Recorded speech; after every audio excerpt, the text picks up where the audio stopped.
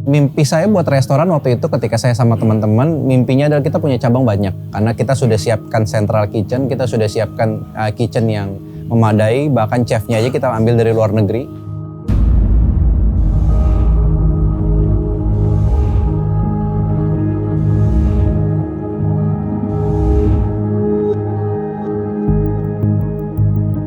Saya memutuskan untuk memberlakukan PPKM darurat. Pandemi pertama kali masuk Februari itu masuk ke Indonesia dan Maret itu lockdown dan restoran langsung operasionalnya mulai terhendat. Orang yang datang makan ke restoran kami juga mulai berkurang. Ya. Pak, keadaan resto kita sekarang ini sangat sepi. Padahal kami udah berusaha semaksimal mungkin, tapi tetap aja sepi, Pak. Iya, Pak. Gaji karyawan bulan ini juga belum ada, Pak. Gimana ya, Pak? Ya udah, kalian kumpulkan karyawan. Nanti saya mau bicara. Baik, Pak. Ya. Gaji bulan ini, Pak? Ya udah, pokoknya kita bicara aja. Sekarang kalian tolong panggilkan. Ya. Baik, Pak. Tapi beban operasionalnya mulai tetap jalan. Di sisi lain, karyawan juga perlu digaji.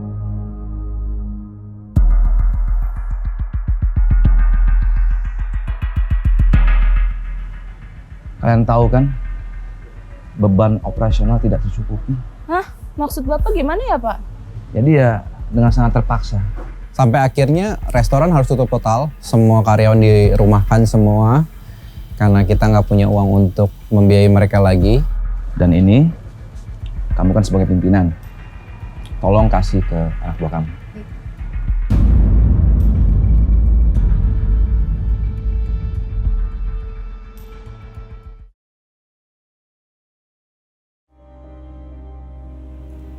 Kan kami sudah bayar melalui agensi. Apa? Agensinya kabur? Uang yang seharusnya dipakai untuk sewa apartemen, kita bayarkan 2 tahun untuk kita bayar, ternyata ditipu. Dan uang yang seharusnya disetor kepada pemilik malah dibawa kabur sama agennya. Ya waktu ketika ditipu, terus terang pasti kesel. Ya cukup terpukul juga, uang yang seharusnya kita bayar malah hilang. Nanti kita berdua ke pihak manajemen, ya? Kita ngobrolin baik-baik aja. Pada saat itu istri dan saya sebagai layaknya manusia, kami kecewa dan sedih saat itu. Jadi masalah demi masalah datang bertubi-tubi, hampir secara bersamaan, seperti hilang harapan, bingung juga mau berbuat apa.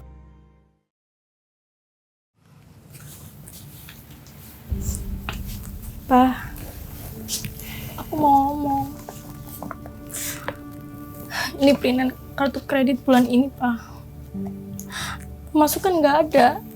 Sementara kita banyak banget kebutuhan, Pak. Dan utang kita di mana-mana, Pak. Kita harus gimana? Udah, Ma. Papa tahu itu. Di saat itu saya coba menenangkan istri dan saya coba kasih penjelasan kepada istri tentang apa yang kita alami saat itu. Coba Papa dari dulu gak buru-buru keluar dari kerjaan. Kita pasti gak bakal kayak gini, Pak. Ya mana tahu. Kan bencana kayak gini kan nggak ada yang tahu. Negara aja nggak siap. Ya apalagi kita, Ma. Pengusaha kecil kayak gini.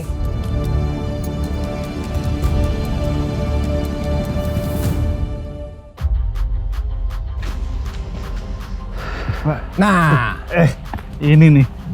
udah 1 bulan kami cari-cari. Kamu harus bayar. Kamu nunggak kartu kredit kamu ke bank. Bagaimana ini pembayarannya? Iya, Pak. Masalahnya resto saya udah tutup, Pak. Jadi saya minta kelonggaran. Oh, kami nggak mau tahu. Bapak harus bayar. Kami ditugaskan. Iya, Pak. Kalau enggak kami akan sita rumah ini dan isinya, Pak. Tagihan mulai muncul dan ya kita sulitan juga untuk membayar. Diteleponin dan dapat tagihan. Kita coba bayar sebisa kita bayar minimum, kita bayar saat itu kita bayar dengan seadanya.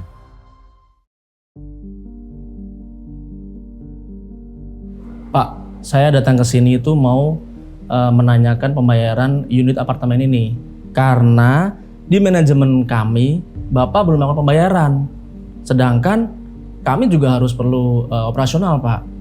Jadi kalau nanti Bapak dan Ibu tidak ada pembayaran, belum melunasin apartemen ini, jadi tolong untuk mengosongkan unit ini. Karena unit ini memang akan ada yang menyewa lagi.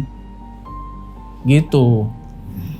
Iya Pak, sebenarnya kami sudah membayarnya. Tapi salah satu agensi yang mengurusnya menipu dan membawa kabur uang kami Pak. Saat ini bisnis kami juga udah bangkrut Pak. Dan resto kami tutup Pak. Ya bingung, artinya tadi uang juga udah pakai kartu kredit, jadi modal juga udah kesedot ke sana semua, pengeluaran uang juga kita masih ketat. Ya kami minta kelonggaran ya Mah. Bersewa untuk per bulan aja Pak. Karena memang kami jujur Pak, nggak sanggup untuk sewa per tahun Pak. Mungkin Bapak bisa kasih kebijaksanaan buat kami ya. Bulanan ya? Gitu, dan pemilik apartemen ya bersyukur dia punya hati yang baik ya untuk kita kasih keringanan. Saya kasih kelonggaran untuk bisa bayar tiap bulan.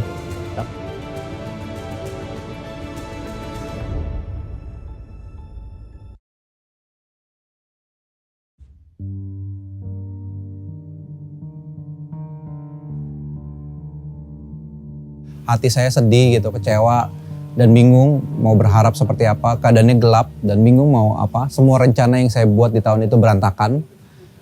Nggak ada dasar juga untuk saya berharap. Saya menangis setiap hari di kamar. Saya menangis setiap hari karena menangis sih kenapa ini bisa terjadi sama saya gitu. Takut sama masa depan saya sendiri. Istri dan anak saya ini nanti masih seperti apa. Masa saya dulu ngalamin susah, anak saya juga masih susah juga. Bisnis kita tuh udah hancur, Ma. Terus kita mau gimana sekarang? Hah?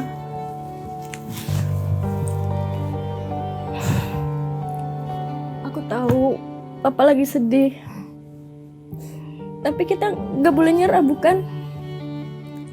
Kita harus tetap semangat. Lebih baik kita doa aja yuk. Diam.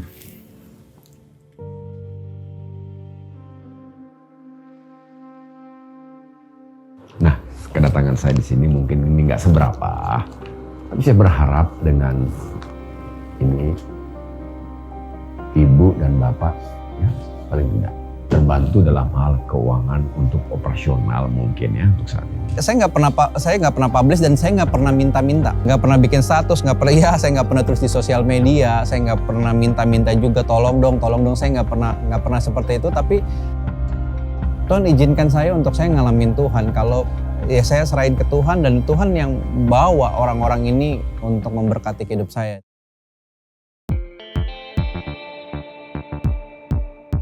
Marilah kepadaku semua yang letih lesu dan berbeban berat, aku akan memberi kelegaan kepadamu.